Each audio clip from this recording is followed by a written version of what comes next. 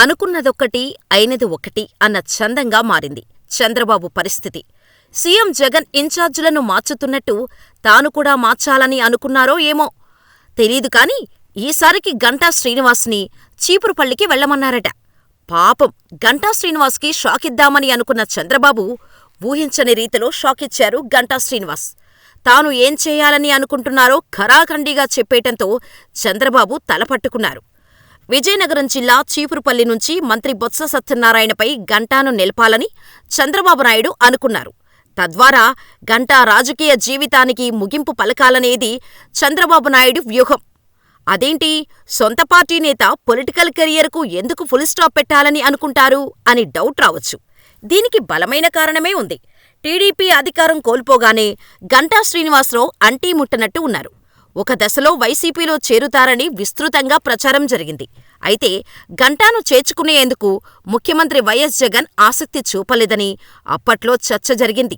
పైగా టీడీపీ నిర్వహించిన పలు కార్యక్రమాలకు ఢుమా కొట్టారు. అంతేకాకుండా ముఖ్యమైన పార్టీ మీటింగ్స్లో కూడా కనిపించలేదు.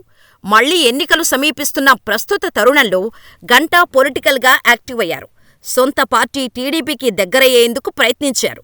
ఇందులో భాగంగా చంద్రబాబు నాయుడు లోకేష్లతో సఖ్యత కోసం ఆసక్తి చూపారు. బలహీనంగా ఉన్న టీడీపీ గంటాను దగ్గరికి తీసుకున్నట్టే కనిపించింది. ఇదే సందర్భంలో విజయనగరం జిల్లా చీపురుపల్లి నుంచి పోటీ చేయాలని గంటాకు చంద్రబాబు నాయుడు సూచించారు. దీంతో గంటా ఆశ్చర్యానికి లోనయ్యారు. విశాఖ జిల్లా పరిధిలో ఎక్కడైనా తనకు సీటు ఇవ్వాలని గంటా విజ్ఞప్తిని చంద్రబాబు తిరస్కరించారు. దీంతో పొమ్మనకుండా పొగపెడుతున్నారని గంటాకు అర్థమైంది. ఈ నేపథ్యంలో చీపురుపల్లి నుంచి పోటీ చేయకూడదని గంటా గట్టిగా నిర్ణయించుకున్నారు. 1-2 రోజుల్లో చంద్రబాబును కలిసి ఇదే విషయాన్ని తేల్చి చెప్పాలని ఆయన సిద్ధమయ్యారు. వీలైతే విశాఖ జిల్లాలో టికెట్ ఇవ్వాలని అడిగి, లేదంటే ప్రత్యామ్నాయం చూసుకునే ఆలోచనలో గంటా నిమగ్నమయ్యారు. తద్వారా బాబుకు రిటర్న్ షాక్ ఇవ్వాలని గంటా సీరియస్గా ఆలోచిస్తున్నట్టు ఆయన అనుచరులు చెబుతున్నారు. తనను చీపురుపల్లి వెళ్లాలని పార్టీ చెప్పిందని, కానీ చీపురుపల్లిపై నిర్ణయం తీసుకోలేదని, అది తనకు 150 కిలోమీటర్ల దూరంలో ఉందని, పైగా జిల్లా కూడా వేరే కావటంతో ఆలోచనలో పడ్డానని గంటా శ్రీనివాస్ చెప్పారు. ఇంకా టీడీపీ, జనసేన సీట్ల లెక్క తేలలేదని, కేవలం 4 సీట్లపై మాత్రమే స్పష్టత వచ్చిందని, వారం రోజుల్లో జాబితా ప్రకటించే అవకాశం ఉందని ఆయన చెప్పారు. తానైతే విశాఖపట్నం జిల్లాలోనే పోటీ చేయాలని అనుకుంటున్నానని, తనను ఈ జిల్లా నుంచి పంపించేద్దామనుకుంటున్నారా అని తన అభిప్రాయాలను పార్టీ నాయకులకు చెబుతానని, 2 రోజుల్లో నిర్ణయమేమిటనేది చెబుతానని ఆయన వివరించారు.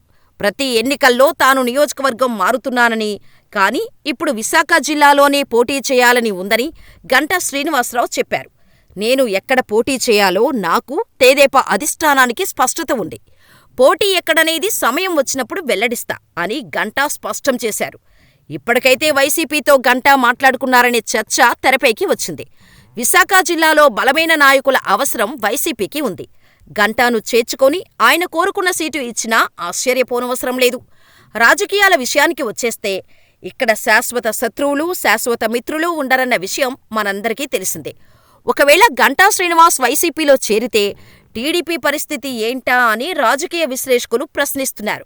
వైజాగ్ ప్రాంతంలో బలమైన నాయకుడిగా పేరున్న గంటాను చేయి జార్చుకుంటే పార్టీ స్థితిగతులు మారిపోతాయని స్థానిక నాయకుల అభిప్రాయం. మరి చంద్రబాబు ఆలోచన ఎలా ఉందో, గంటా శ్రీనివాస్ అధికారం లేకుండా ఉండలేరు అన్నది ప్రధానంగా వినిపించే మాట. గెలవటానికి ఎంత దూరమైనా వెళ్తారన్న పుకార్లు కూడా ఉన్నాయి. మరి ప్రస్తుతం ముంచుకొస్తున్న ఎన్నికల సమరంలో ఏ గట్టు నుంచి పోటీ చేస్తారో, గంటా వ్యూహాలు ఏమిటో తెలియాల్సి ఉంది.